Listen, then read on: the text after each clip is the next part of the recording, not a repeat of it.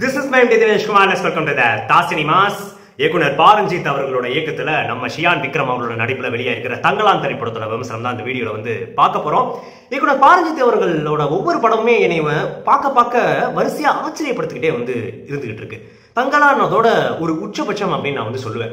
அதாவது பாரஞ்சித் அவர்கள் ஒவ்வொரு ஜான்ராவா வந்து இந்த ஜான்ரால நான் என்னோட கருத்தை சொல்றேன். இந்த ஜான்ரா வந்து எடுத்துட்டேன். இப்போ அவரோட தளம் வந்து ஒண்ணுதான். அவர் வந்து எடுத்துக்கிற அவரோட பாயிண்டா அவரோட டூலாவே அவர் வந்து தன்னோட சினிமா வந்து பாக்குறாரு. தன்னோட பொலிட்டிக்கல் ஐடியாலஜி தான் சார்ந்து தான் பேச வேண்டிய இந்த உலகத்துக்கு சொல்ல வேண்டிய விஷயத்தை தான் தொடர்ந்து அவரோட படங்கள்ல சொல்லிக்கிட்டே வந்து வராரு.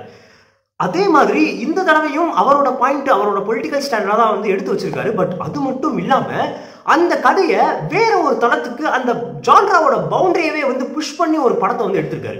இது வந்து ஆக்சுவலா ஒரிஜினல் கேஜிஎஃப் எப்படி கண்டுபிடிச்சு அதோட வரலாறோட ஒரு கதை தான். இப்ப நம்ம கேஜிஎஃப் படம் பார்த்திருப்போம், அது முழுக்க முழுக்க ஃபிக்ஷனல் ஸ்டோரி தான்.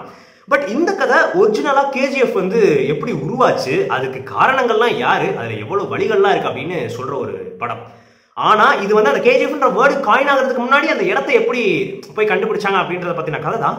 பாரஞ்சித் அவர்கள் நினைச்சிருந்தாருன்னா இந்த படத்தை ஒரு ஆக்ஷன் படமாவே முழுக்க எடுத்திருக்க முடியும்.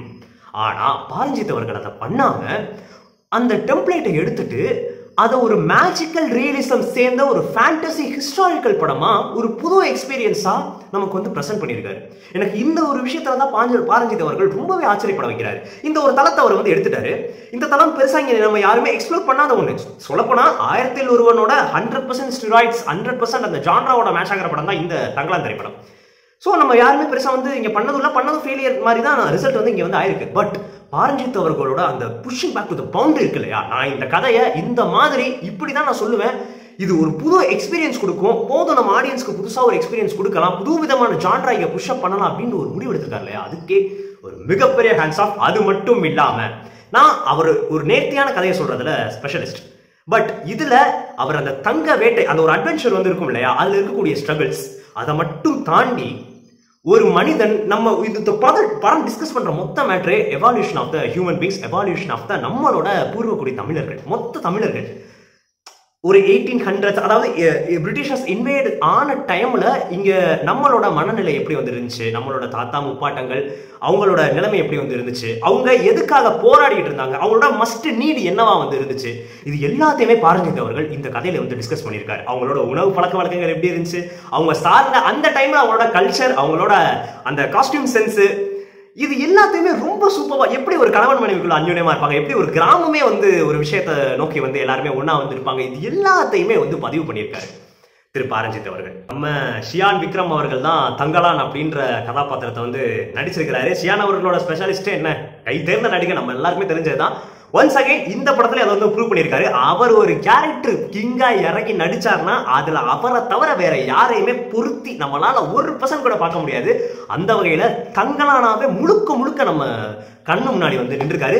நல்லா தெரியுது அவரோட மொத்த சினிமா கெரியர்லயே இந்த படத்துக்கு தான் அளவு கடந்த எஃபர்ட் போட்டு நடிச்சிருக்காரு அப்படின்றது இந்த படம் பாக்குறப்ப, இந்த காட்சிப்படுத்தலையே அதுல விக்ரம் அவர்கள் எப்படி கதாபாத்திரத்தை சித்தரிக்கப்பட்டிருக்கு இதெல்லாம் பார்க்கறப்பவே தெரியுது. இதுதான் அவரோட டாப் மோஸ்ட் கடினமான உழைப்பா வந்து இருந்திருக்கு. இந்த கேரக்டரோட ஆர்க்கே ரொம்ப இன்ட்ரெஸ்ட் ஆனது. அதாவது தான் யாரு அப்படின்றத பத்தி தான் தாத்தா மூலமா ஒரு சின்ன ஒரு ஃபேண்டசி ஸ்டோரி மட்டும் தெரிஞ்சுக்கிட்டு இருக்கிற ஒரு ஆள், பட் தான் யாரு அப்படின்றத நோக்கி இன்னும் ஒரு தெளிவு இல்லாம ஒரு நோக்கத்துல ஓடிக்கிட்டு இருக்கிறவன், தன்னால தான் தாத்தா வந்து ஒரு தங்கத்தெல்லாம் வந்து எடுத்தாருன்னு வந்து சொன்னாங்க, ஆனா என்னால ஒரு குட்டி தங்கத்தை கூட எடுக்க முடியலையே அப்படின்ட்டு அந்த கதைகளை மட்டும் கேட்டு ஒரு இல்லூஷன் மூலமாகவும் பாதிக்கப்பட்டு ஒரு கன்ஃபியூஸ்டான ஸ்டேட்ல இருக்கக்கூடிய ஒரு நபர்.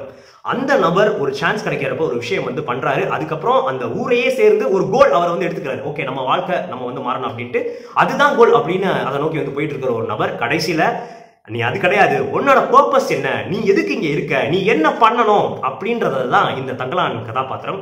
அருமையான அட்டகாசமான நடிப்பு. குறிப்பா தங்கலான் அவர்களோட தாத்தா கதாபாத்திரம் மாதிரி ஒரு கதாபாத்திரம் வந்து வருது. இந்த ரெண்டுத்துக்குமே ஒரு ஸ்லைட் டிஃபரன்ஸ் வந்து காமிச்சிருப்பாரு. அதாவது இந்த கதாபாத்திரம் தங்கலான்ற நம்ம ரியல் டைம்ல ஒரு கதாபாத்திரம், அதுக்கப்புறம் இன்னொரு கதாபாத்திரம் வந்து காமிப்பாங்க. ரெண்டுமே விக்ரம் தான். அது ஒரு ஸ்லைட்டான ஒரு டிஃபரன்ஸ் அழகா வந்து காமிச்சிருப்பாரு. கதாபாத்திரத்தோட பர்பஸ் என்ன அப்படின்னு வந்து தெரியுது. அந்த டிராவலுக்குள்ள அவருக்கு ஒரு பெரிய கன்ஃபியூஷன் அவரோட மண்டைக்குள்ளே ஓடிட்டு இருக்கும். அந்த மண்டைக்குள்ள ஓடுறது ஆரத்தின்ற கதாபாத்திரம். அந்த ஆரத்தி எந்த அளவுக்கு டிஸ்டர்ப் பண்றா அப்படின்றதையே நம்ம முன்னாடி சூப்பரா வந்து கடத்திட்டாரு. அதுக்கப்புறம் பார்வதி அவர்கள் கதாநாயகியா நம்ம விக்ரம் அவர்களோட மனைவி கதாபாத்திரம் வந்திருக்காங்க. சொல்லவா வேணும், அவங்க பிரிச்சு எடுத்துட்டாங்க. அதுவும் குறிப்பா விக்ரம் அண்ட் பார்வதி அவர்களோட அந்த காம்பினேஷன் சீன், ஒரு கணவன் மனைவி அந்த காலகட்டங்கள்ல எப்படி வந்து பேசிப்பாங்க, அவங்களோட அந்யோன்யம் எப்படி இருக்கும், அல்டிமேட். அதுவும் குறிப்பா ஒரு சீன் சொல்லியே ஆகணும். பாரஞ்சித் அவர்களுக்கு ஒரு மிகப்பெரிய சல்யூட் இந்த சீன் வச்சதுக்காண்டி. அந்த காலத்துல இருக்கக்கூடிய பெண்கள் வந்து அவங்க அந்த கை சட்டை அணிகிற, அதாவது சாரிக்கு பிளவுஸ் போடுற பழக்கம் வந்து இருக்காது. அதே ஒரு அடிமைத்தனமா தான் வந்து பார்ப்பாங்க, யாருமே அதை வந்து கொடுக்க மாட்டாங்க அதெல்லாம் ரெடி பண்ணி.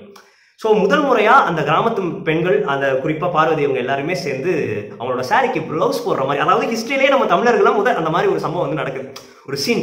அது அழகா பாரஞ்சித் அவர்கள் டாக்குமெண்டேஷன் பண்ணி நம்ம முன்னாடி காமிச்சிருக்காப்புல.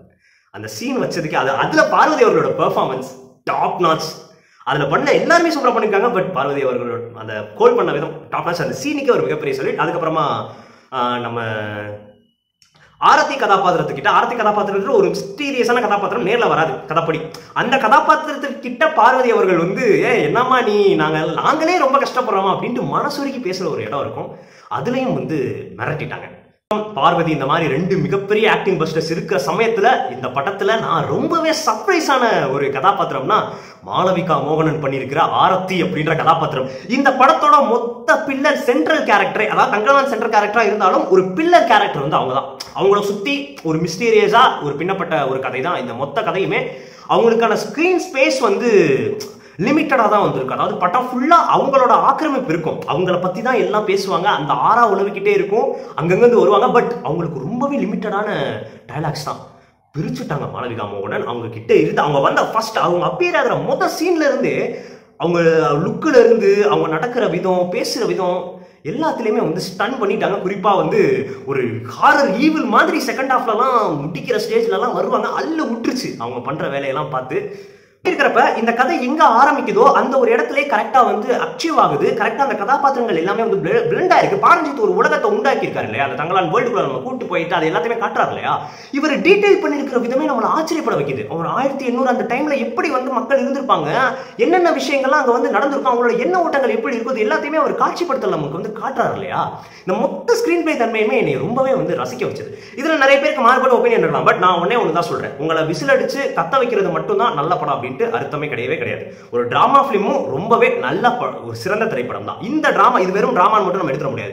தங்களான்ல இருக்கக்கூடிய எந்த ஒரு காட்சியும் தேவையில்லாத காட்சி கிடையவே கிடையாது. எந்த ஒரு வசனங்களும் எந்த ஒரு ஷாட்டும் தேவையில்லாம திணிச்ச மாதிரி இருக்கவே இருக்காது. இது எல்லாமே இந்த ஜான்ராவோட சம்பந்தப்பட்டு இந்த உலகத்துக்குள்ள ஆக்கிரமிப்பு மாதிரி தான் பாரஞ்சித் அவர்கள் வந்து அழகா வந்து பண்ணியிருக்காரு. நிறைய பேருக்கு இந்த டயலாக்ஸ் ஒரு இஷ்யூவா வந்து சொன்னாங்க, இந்த தமிழ் வார்த்தைகளே புரியல அப்படின்ற மாதிரி வந்து சொன்னாங்க. பொறுமையா கேளுங்க, தமிழ்நாட்டில் தான் இருக்கும் ஓகேவா. நம்ம வந்து ஹாலிவுட் படங்கள், கொரியன் படங்கள் எல்லாம் நம்ம சப்டைட்டில் எல்லாம் வந்து பாக்குறோம்ல. ஒரு தமிழ் படத்துக்கு ஓகே, நிறைய பேர் வந்து வேற லாங்குவேஜஸ் படிச்சிருப்பீங்கன்னா அண்டர்ஸ்டாண்ட் தான். பட் அது ஒரு கிரிட்டிசமா சொல்ற அளவுக்கு அது ஒரு வேலிட் கிடையாது. ஏன்னா FDFS பார்க்க வந்த ஆடியன்ஸ் இதை பத்தி முன்னாடி இப்ப யாத்திசை மாதிரியான படங்கள்லாம் இன்னுமே அந்த காலகட்டத்துக்கு ரொம்பவே ப்ராப்பரா போயிருப்பாங்க ஓகேவா. சோ இந்த டீடைலிங் வேணும். பாரஞ்சித் என்ன பண்ணிருக்காருன்னா, ஆடியன்ஸ்க்கு நான் உண்மையான படத்தை கொடுக்குறேன், எந்த ஒரு ஃபேக் நுவான்சஸும் இல்லாம நான் உண்மையா ஒரு படத்தை பிரசன்ட் பண்றேன்னு பண்ணிருக்காரு. அதுதான் நான் தங்களானோட ஒரு மிகப்பெரிய அச்சீவ்மெண்டா நான் வந்து பாக்குறேன். இவர் நினைச்சிருந்தா இதே இதுல நிறைய ஜிம்மிஜிக்ஸ் பண்ணி தங்களானுக்கு ஒரு மாஸ் மொமெண்ட்டை வச்சு, அந்த தங்கம் கிடைக்கிறப்ப ஒரு பெரிய ரெவலேஷன் மாதிரி வச்சு, இதெல்லாம் அவரால் பண்ணிருக்க முடியும். ஈஸி தான். இந்த கதையில அதுக்கான எல்லா பொட்டன்ஷியலும் இருக்கு. பட் நம்ம அந்த கதாபாத்திரங்களை உணரணும், நம்ம அந்த வாழ்க்கையை உணரணும், நம்ம அந்த கல்ச்சர் அந்த டைம்ல எப்படி இருந்துச்சு, ஒரு சினிமாவா நான் ஒரு டாக்குமெண்டேஷனா நான் உங்ககிட்ட அதை முன்னாடி வைக்கிறேன் அப்படின்ற ரஞ்சித் வச்சிருக்காருல இந்த படத்துல. அதுதான் தங்களானோட ஒரு மிகப்பெரிய ஒரு இதா நான் வந்து பாக்குறேன். செகண்ட் ஹாஃப் லாஸ்ட் கிட்ட போறப்ப டுவர்ட்ஸ் தி கிளைமாக்ஸ் கிட்ட எல்லாம் ஒரு ஹாரர் ஃபிளிக் எலிமெண்ட்ஸ் மாதிரிலாம் லைட்டா வந்து பண்ணிருக்காங்க. கிளைமாக்ஸ் கிட்ட எல்லாம் ஒரு பெரிய டான்ஸ் மாதிரி ஒரு editing cut, massive editing cut எனக்கு ரொம்ப பிடிச்சிருந்துச்சு. அதெல்லாம் ரொம்பவே பெர்ஃபெக்ட்டா வந்து பண்ணிருக்காங்க. ஓகே, இதெல்லாம் இந்த படத்தோட வந்து பாசிட்டிவ். ஜிவி பிரகாஷ் அவரோட பின்னணி இசை, இந்த படத்தோட மூணு இருக்கு இல்லையா, magical realism to adventure to அந்த ஒரு த்ரெட் இருக்கு இல்லையா, இதுக்கு மியூசிக் ரொம்பவே வந்து ஒத்துழைச்சிருக்கு. இதுலயும் ஜிவி நடிச்சிருந்தாலுமே கேப்டன் மில்லர் மாதிரி மாசா போட்டு ஏத்திருக்க முடியும். அதை பண்ணாம இந்த ஜான்ராவோட தன்மையை புரிஞ்சு அந்த ஹாரர்னா நமக்கு பயம் வர மாதிரி ஜிவி வந்து மியூசிக் போட்டிருக்காரு. ஆரத்தி வர நிறைய சீன்ஸ் அந்த மிஸ்டீரியஸ் பெர்ஸ்பெக்டிவ்லயே இருக்கும். அதே சூப்பரா வந்து பண்ணிருக்காங்க. இப்போ இதுல இருக்கக்கூடிய சின்ன சின்ன பிரச்சனைகள்லாம் என்ன அப்படின்றத பார்க்கலாம். இந்த படமா எனக்கு ரொம்பவே வந்து பிடிச்சிருக்கு. நான் இந்த படமாவே ஒரு 2 சின்ன பிரச்சனைகளை வந்து பாக்குறேன். மெயின் பிரச்சனையே இந்த படத்தோட VFX ஒர்க் மொத்தமாவே டெட்டா இருக்கு. ஸ்டுடியோ கிரீன் தயவு செஞ்சு இதெல்லாம் வந்து பார்த்துருக்கலாம். ஏன்னா பாரஞ்சித் அவர்களோட மிகப்பெரிய அவரோட இன்டர்நேஷனல் ஸ்டாண்டர்டுக்கு இந்த விஷுவல்ஸ் எல்லாம் பாரஞ்சித் அவர்கள் வந்து அமைச்சிருக்காரு. ஆனா விஎஃப்எக்ஸ் சுத்தமா ஒத்துழைக்கல. அனிமல்ஸ் நிறைய அதுவும் டிமாண்டிங் ஆனதுங்க. இது நம்ம விஎஃப்எக்ஸ் நான் பெருசா குறையா நான் எடுத்துக்க மாட்டேன் எல்லா எந்த பெரிய படங்களையும். பட் இந்த படத்துல வந்து விஎஃப்எக்ஸோட டிமாண்ட் வந்து ரொம்பவே ஜாஸ்தி இருக்கு. அனிமல்ஸ் கரிஞ்சிருத்த ஒரு காலை பாம்பெல்லாம் வருது. பட் அந்த விஎஃப்எக்ஸ் எல்லாமே சூறாவளி வர விஎஃப்எக்ஸ் இதெல்லாம் ரொம்பவே டட்டா வந்துருந்துச்சு. இதுதான் வந்து இந்த படத்தோட நம்ம நல்லா படம் பார்த்துட்டு இருக்கிறப்ப அந்த எமோஷனை நம்ம கிட்ட வந்து ரொம்பவே அவே ஆகிடுச்சு. ஸோ அதை கண்டிப்பா ஸ்டுடியோ கிரீன் சார்பாக அவங்க வந்து பார்த்துருக்கணும். அதில் வந்து மிஸ் பண்ணாங்க. அதுக்கப்புறம் பாரஞ்சித் அவர்கள் இந்த படத்தோட மொத்த பர்பஸ் லாஸ்ட் ஒரு 10 மினிட்ஸ்ல பாரஞ்சித் அவர்கள் சூப்பரா வச்சிருக்காரு. அந்த புத்தரோட கனெக்ட் என்ன, ஆரத்தி வந்து எதுக்காக அதெல்லாம் பண்றா, ஆரத்தியோட பர்பஸ் என்ன, தங்கலானோட பர்பஸ் என்ன, எல்லாத்தையுமே அந்த லாஸ்ட் 10 மினிட்ஸ்ல வச்சிருக்காரு. பட் அவர் வச்ச விதம் எனக்கு பிடிச்சிருக்கு. அது சூப்பரான ஒரு ட்விஸ்ட். பட் இருந்தாலும் கொஞ்சம் டைம் எடுத்து கொஞ்சம் டெஸ்ட் பண்ணி அந்த ஒரு சீக்வன்ஸை ஒரு இம்பாக்டா பண்ணியிருந்தா இன்னும் கொஞ்சம் அதான் இம்பாக்டா இருக்கு. நான் இன்னும் ஒரு 3 மடங்கு இம்பாக்ட் இருந்துச்சுன்னா இந்த படத்தோட அந்த கிளைமேக்ஸ் ரிவலேஷன் இன்னுமே ஒரு பேங்கா இருந்திருக்கும்னு நான் வந்து ஃபீல் பண்ணேன். ஸோ அதை கொஞ்சம் ரஞ்சித் அவர்கள் பார்த்துக்கலாம். கொஞ்சம் எடிட்டிங் டைம்ல இப்போ நான் சொன்னேன் இல்லையா அந்த லாஸ்ட் கிளைமேக்ஸ்லாம் அந்த டிரான்ஸ்மூட்ல வரும்ட்டு அது வரைக்கும் நல்லா இருந்துச்சு. பட் அந்த ரெவலேஷன் பாயிண்ட் வரப்போ முக்கியமான ஒரு சில பாயிண்ட்ஸை வந்து சட்டு எடிட்டிங்ல கடந்து போற மாதிரி ஒரு ஃபீல் வந்துருச்சு. அது கொஞ்சம் நிறுத்தி நிதானமா எஸ்டாப்ளிஷ் பண்ணியிருந்தாங்கன்னா நல்லா இருக்கும். ஸோ அதுக்கப்புறம் ஓவராலா இந்த படத்தோட பெர்ஸ்பெக்டிவ்க்கு நான் வந்து வரேன். கண்டிப்பா இந்த படம் ஒரு தரமான படம். யாராவது ரிவ்யூஸ் வந்து சொல்றப்ப எப்பா தூக்கமா இருக்குப்பா, எப்பா என்னப்பா என்னமோ மேஜிக்கல்லாம் நடக்குது அப்படின்லாம் சொன்னாங்கன்னா இது அதுக்கான ஜான்ரா தலைவா. இந்த ஜான்ரா மேஜிக்கல் ரியலிசம் ஃபேண்டசின்ற ஜான்ரா. இந்த ஜான்ரா இப்படி ஸ்லோனஸ் இது ஸ்லோனஸ் கூட கிடையாது. கதை சொல்ற பாணியே இதுதான். எல்லா கதைகளும் ஒரு சில கதைகள் அதோட தன்மை எடுத்து பொறுமையா அழகா அதை நம்ம உணர வைக்கிறதுக்கு ஒரு சில டைம் வந்து எடுக்கும். அதைத்தான் தங்களான் அழகா நேர்த்தியா வந்து பண்ணிருக்கு. மேபி இன்னைக்கு FDFS பார்த்தவங்களுக்கு ஒரு சில ஒப்பீனியன்ஸ் மேபி டிஃபரன்ஸா இருந்தாலும் நான் அடிச்சு சொல்றேன் இந்த படம் ரொம்பவே தரமான தலை சிறந்த ஒர்க்குகள் எல்லாமே இன்வால்வ் ஆகக்கூடிய படம். நிறைய பேர் ரைட்டிங் ஒரு இஷ்யூவா ரிவ்யூவா சொல்றதை நான் வந்து கேள்விப்பட்டேன். கிடையவே கிடையாது. ரைட்டிங் ரொம்பவே பெர்ஃபெக்ட்டா ஃபைனா ஹேண்டில் பண்ணியிருக்கிற பாரஞ்சித் அவரோட திரைப்படம். மேக்கிங்லயுமே அதை சூப்பரா வந்து டிரான்ஸ்லேட் பண்ணியிருக்கிறாரு. நான் ஓவராலா இந்த படத்தோட என்னோட பெர்ஸ்பெக்டிவா நான் என்ன பார்க்கிறேன் அப்படின்னா சினிமாவை விரும்பக்கூடிய எல்லா நபர்களும் இந்த படத்தை போய் பார்த்து நீங்க அதை வந்து கண்டிப்பா அதோட டேக்அவேவை நீங்க என்ஜாய் பண்ணி வந்து எடுத்துக்கோங்க. அது மட்டும் இல்லாம நீங்க ஒரு என்டர்டைன்மெண்ட்டுக்கு தான் நான் வந்து ஒரு படத்தை பார்க்கிறேன்ப்பா அப்படின்னாலுமே இது கண்டிப்பா உங்களுக்கு ஒரு புது வகையான ஒரு எக்ஸ்பீரியன்ஸை கொடுக்கும். டைம் கொடுங்க அந்த படத்துக்கு. டைம் கொடுத்து போய் வந்து பாருங்க. இந்த ஜான்ராவை புரிஞ்சு போய் வந்து பாருங்க. ஒரு சில பேருக்கு அந்த மேஜிக்கல் ரியலிசம் மேட்டர் வந்து திடீர்னு கிளிக் ஆகுறது வந்து ஒர்க் ஆகாம இருக்கலாம், கொஞ்சம் அவேவா வந்து தெரியலாம். பட் இது பியூர் ஜான்ரா ஃபிலிம். இப்படி ஒரு மிகப்பெரிய ஒரு படத்தை நமக்கு எடுத்து இது எல்லா மக்களுக்குமே பொதுவெல்லாம் நம்ம கொண்டு வருவோம். கண்டிப்பா போலரைசிங்கா ரிவ்யூஸ் ஃபர்ஸ்ட் டே வந்து மக்கள் வந்து ஏன்னா ஃபர்ஸ்ட் நம்ம இந்த மாதிரியான ஜான்ரா வந்து பார்த்தது இல்லை. ஏன்னா கல்கிக்கே அதை வந்து ஃபீல் பண்ண கல்கி நீங்க பாத்தீங்கன்னா டிஸ்டோபியன் படம் இல்லையா, அந்த ஜான்ரா நம்ம இங்க யாருமே பார்த்தது இல்லை. பட் அதோட ரிசல்ட் வந்து என்னாச்சு, நான் அந்த ஒரு புஷ் பவுண்டரியா தான் நான் தங்கலாம் வந்து பாக்குறேன். மிக்க நன்றி பாரஞ்சித் அவர்களுக்கு. இந்த மாதிரியான ஒரு ஜான்ராவை தமிழ் சினிமாவில் புஷ் பண்ணி அவரோட மொத்த பொலிட்டிக்கல் ஐடியாலஜி ஒரு அழகான ஒரு கதையில வந்து டிஸ்கஸ் பண்ணி அதுல பாரஞ்சித் அதுல விக்ரம் மாதிரியான ஒரு தலை சிறந்த நடிகர்களை நடிக்க வச்சு அவங்களுக்கு உயிர் கொடுத்து இந்த படமத்தை ஒரு உயிருள்ள படமா மாத்தினதுக்கு ஒரு மிகப்பெரிய ஒரு சல்யூட். ஸோ தங்கலான் மிஸ் பண்ணாம தேட்டருக்கு போய் பாருங்க.